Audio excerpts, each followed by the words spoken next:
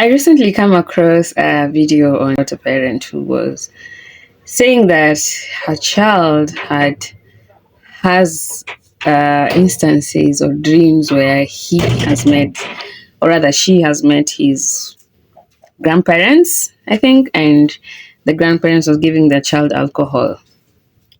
Listen, as a parent, you need to be very careful the things that your children communicate to you as dreams. You need to be very vigilant because life is spiritual.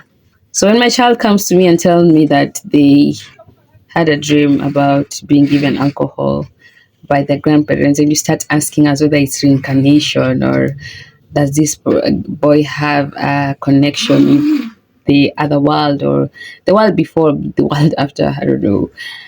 The truth is, those experiences are true, they're real. Whatever that child is saying is true. I might have seen these things.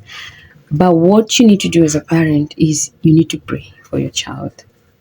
That is how spirits are passed. That is how a spirit of alcoholism is passed from one generation to another. Because, bro, you need to pray. You need to pray over your children. Pray over your child. There are altars that were made by our great grandparents. There are patterns that exist in the families. And now you wonder when your child grows up, you start wondering where he got alcoholism from, and none of his parents are alcoholics.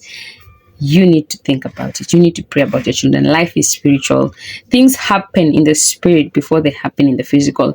Even the devil went to God to ask about Job's life, all right? And he was given permission to afflict Job. So you, by just that setup and that story, you just realize that because before his afflictions, before the devil went to God to ask, or before the devil was given permission by God to afflict his life was perfect, right? And immediately he was given permission, things started to spiral and go haywire. He lost everything. So that actually just tells you that there's a discussion going on behind the scenes that you don't know about, that can manifest in the physical. Pray over your child. Look at the patterns in your life. Look at the patterns in your background, in your family, in your husband's family, and start from there. Start praying over your child. Because I have seen what praying over your children can do. And it is not 5 minutes kind of prayer for your children. Your children have battles. People are fighting your children behind the scenes. God, people are ready to just cause havoc through your children. So be very careful, be very vigilant. When a child tells you something, listen to what they're saying.